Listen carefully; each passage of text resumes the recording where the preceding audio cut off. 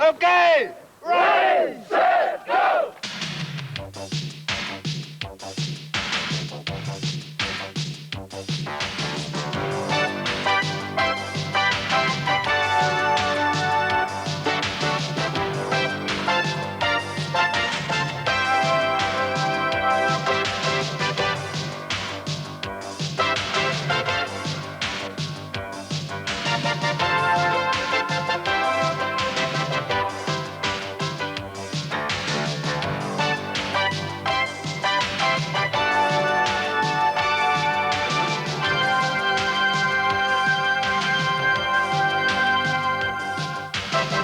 In 1986, 120 Americans established yet another world record in skydiving.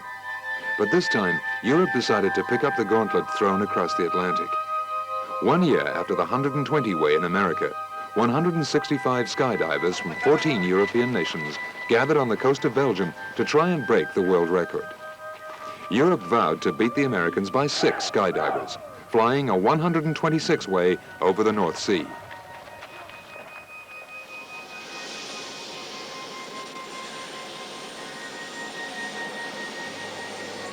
But setting a world record is easier said than done. It would take hours of patient preparation and split-second timing to achieve a goal which would probably only last a little over 3 seconds.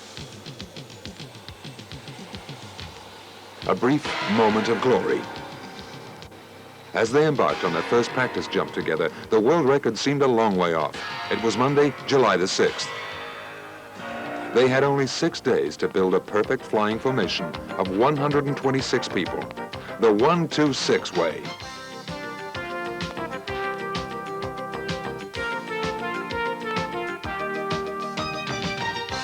As a skydiver jumps out of a plane 15,000 feet above the ground, he feels a rush of air shoot past him. In 15 seconds, he's hurtling toward the earth at a speed of 200 kilometers per hour. As he throws himself out into the empty sky, he fights every animal instinct he has. He not only conquers a physical obstacle, he breaks down an ancient mental barrier as well. Yet few human experiences are as thrilling as skydiving.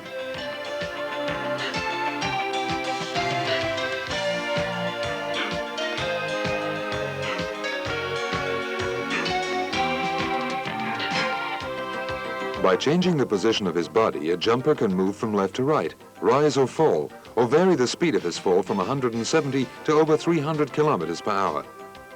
The idea of linking people in flight developed in the late 1950s, and in 1960, the first 10-person formation, or 10-way as it's called, flew over California. 27 years later, Europe was challenging America's domination of the sport. More than just a world record attempt, the challenge would commemorate the 30th anniversary of the Treaty of Rome.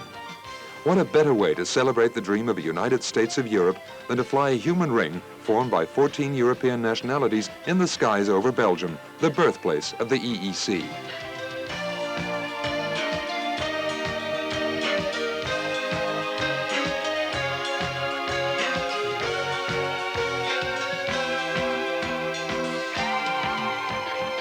Monday's practice jumps were letter perfect.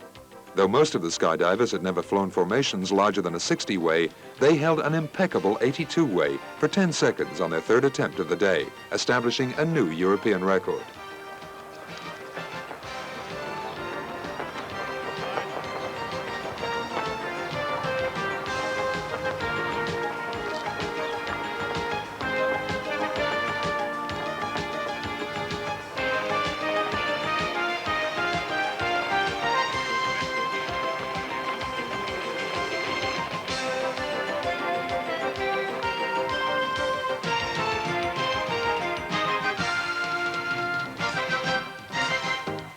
Almost immediately after the American record in 1986, the Cirrus Group, a Belgian association, took on the awesome task of organizing the first European Parachutist Challenge. 1 year and 12 days later, the challenge was on. Though few sponsors believed in the venture enough to back them, the Cirrus Group did manage to get support from Belgium's Minister of Defense, who donated 2 Hercules C-130s. Oxygen needed during the flights up was donated by the German Army, and accommodation was provided by the Koksijde Air Force Base, home of the Belgian Search and Rescue Squad. That was so close! The skydivers had all volunteered for the record and even helped pay for expenses out of their own pockets. Yet only 126 out of the 165 that rose to the challenge would be able to participate. The difficult task of selecting the final team was the responsibility of the technical committee. Practice jumps were filmed by 4 different cameramen, and each video was carefully analyzed. An individual's performance would determine whether he or she would be entered on the final computer listing for the record attempts. Following each attempt, further videos would continue the selection. On the first day, each jumper wondered if he would make the grade and have a shot at fulfilling a dream, Europe's 126 way.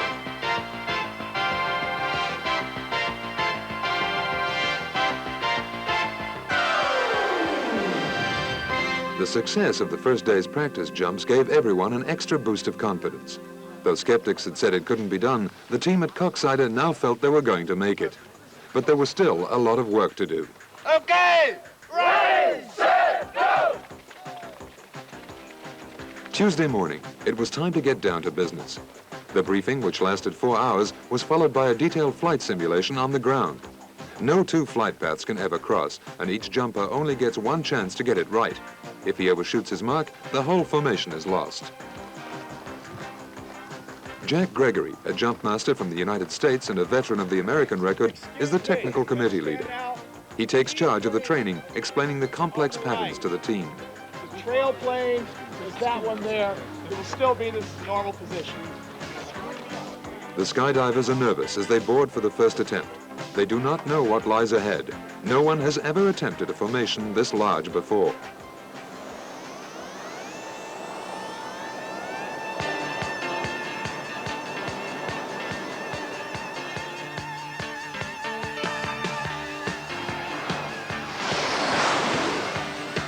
Climbing to 19,000 feet, the skydivers need oxygen to combat hypoxia, which makes a person groggy and slow, a deadly condition when you need your concentration working 200%.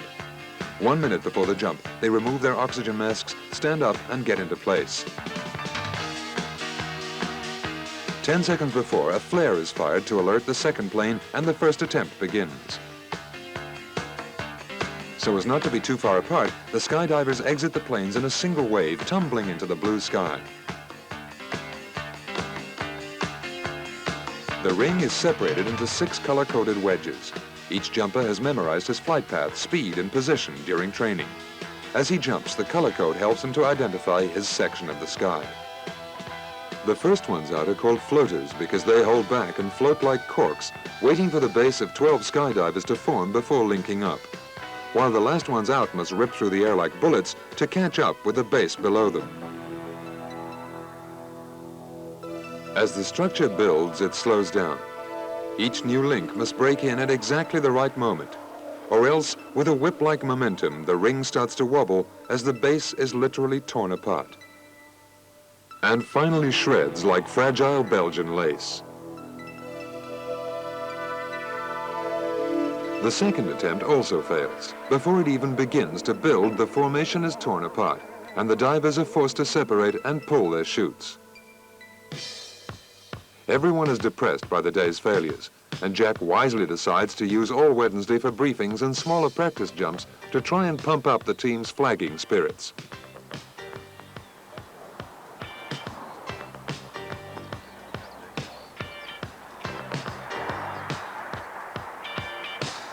On Thursday, the team takes part in the Airbase's annual air show, and along with thousands of spectators, they're dazzled by the aerial acrobatics of Italy's Frecce Tricolori and Britain's Red Arrows.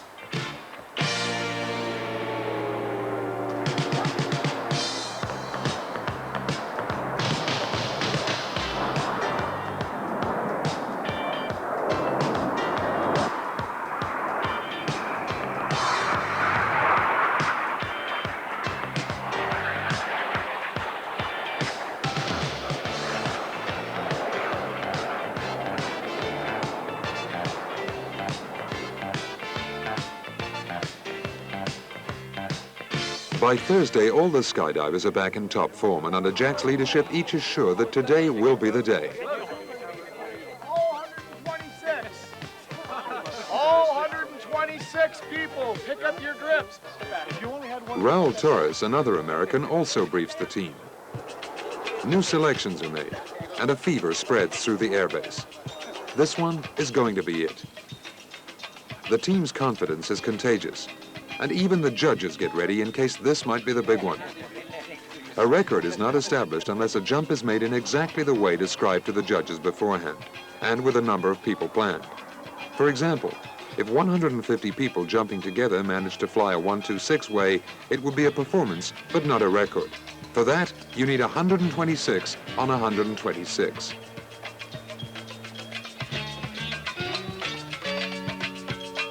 Everything goes well on the way up. The two Hercules C-130s are flying in perfect formation, following Jack's innovative flight plan, which calls for them to be about 60 meters apart, one slightly below the other. The aircraft's position is vitally important to a successful attempt. One plane carries the first 80 skydivers, while the other only carries 46.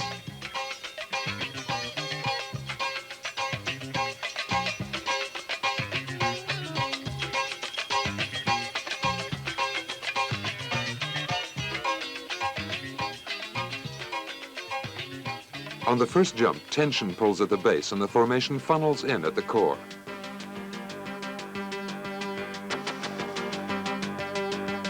The second attempt builds much better. Each diver approaches smoothly, as if on an invisible rail, but much too slowly. They only have 90 seconds of free fall in all. At 5,000 feet, the skydivers must brake before the formation is complete.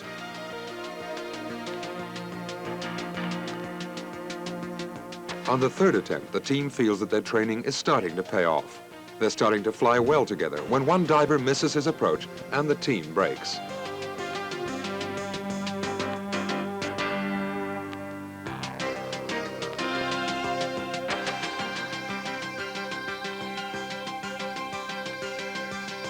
When a formation is ready to break, those in the base wave their legs, signaling to the rest of the team.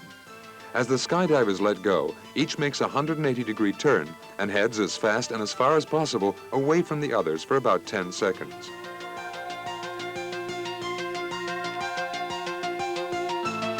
From the ground, the break looks like a supernova exploding, followed by a shower of meteorites which bloom into 126 multicolored parachutes.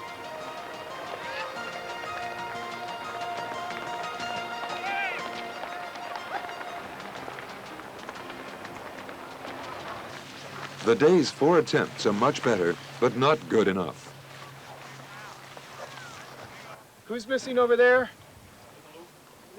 He was not in? He was low. Okay. He went in. Yeah. He went in. Listen up, please. So we had one person who's not here that wasn't in. Okay, and Tom, okay, now everybody sit down, except the people that were not in, please. For those who were not in, the challenge is over as they're replaced by other skydivers. Only the best are allowed to continue to try and break the record. Those selected go through the grueling training again. Friday morning, the team runs through the plan before the day's first attempt. Raoul takes charge, patiently repeating instructions. Everybody do that, okay? Now, this is the way we ought to be set up when we jump out of the airplane, okay? That's the way it ought to work. That's the way it's got to be, okay? Any traffic? You pass the person you're supposed to dock on, you're doing your job wrong. Even if they're being a little slow. It's not a race. After 4 days of jumping, fatigue starts to set in. But that only seems to make them more determined, honing their senses to a fine edge of concentration. Determined to win, the team embarks once again for another attempt at the record. Each one knows that time is running out. They have only 48 hours left.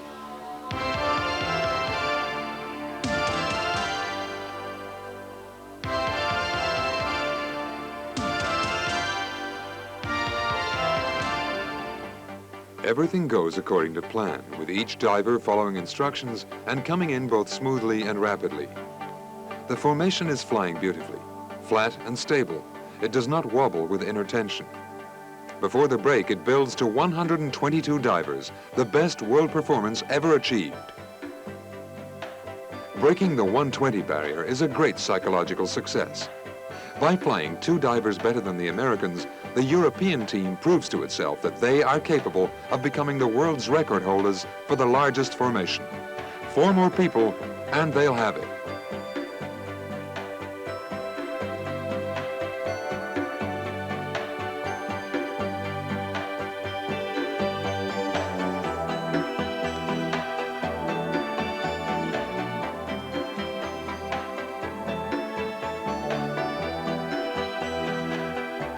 Another attempt that day falls short at 115 on 126.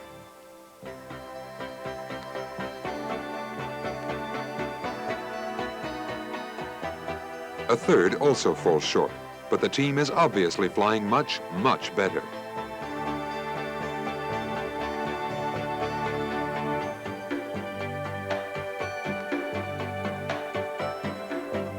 Late Friday afternoon, each one on the team knows that the record is only inches away.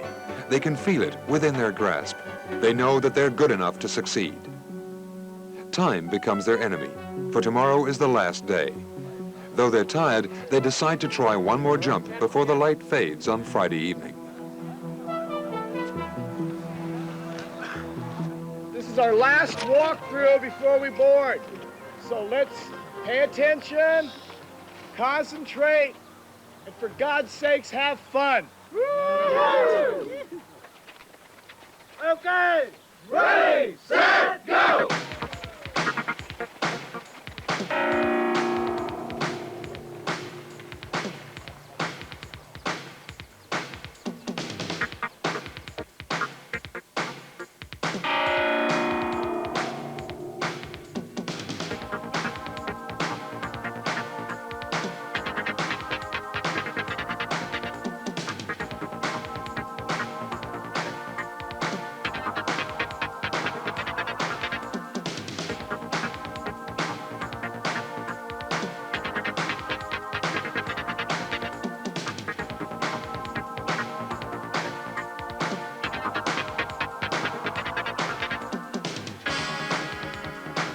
After exiting from the aircraft exactly according to plan, the base of 12 skydivers forms rapidly.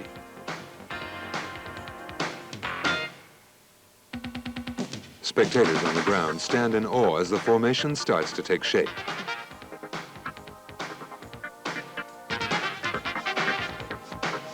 A second ring of 12 joins on, followed by 2 rows of 24. 72 skydivers are now flying together, and the structure is clearly visible from the ground.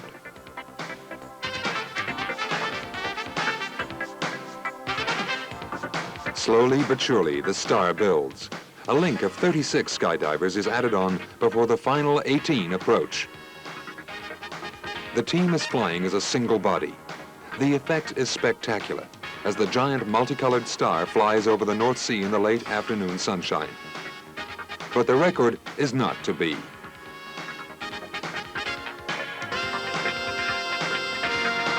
Two skydivers have overshot their mark. However, the team achieves another world performance, flying 124 for an incredible 14 seconds.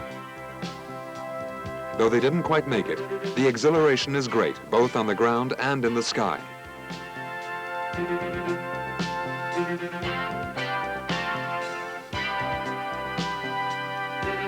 As the sun sets on the North Sea, they know tomorrow will be the day.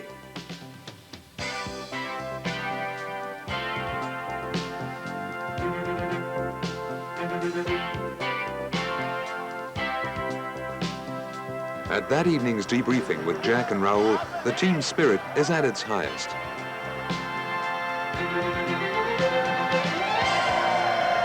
This is looking good. Are we having fun yet? Yeah! Okay. Now, that thing started out, I think, a heck of a lot nicer. This whole formation was flying a lot better. Do you agree? Or Tomorrow is the last day. Saturday morning, the team can feel the tension rising. 126 people must link up, not only in the sky, but in their minds, for the 126th way to fly. 126 people who didn't know each other only 6 short days before, who come from different countries, speak different languages, must come together as a team and become something larger, more powerful than 126 separate individuals. It is 8:30 in the morning, Saturday, July 11, 1987.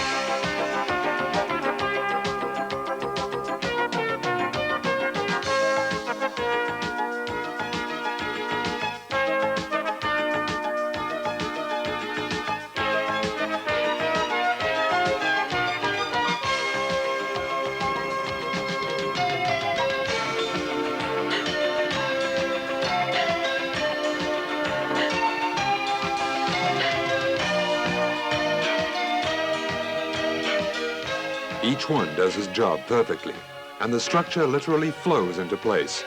Without a hitch, the formation builds rapidly and regularly. 12, 24, 48, 72, 108, and finally 126 people are linked together in a single formation. 126 European skydivers fly in harmony together for exactly 4 seconds 68, a new world record.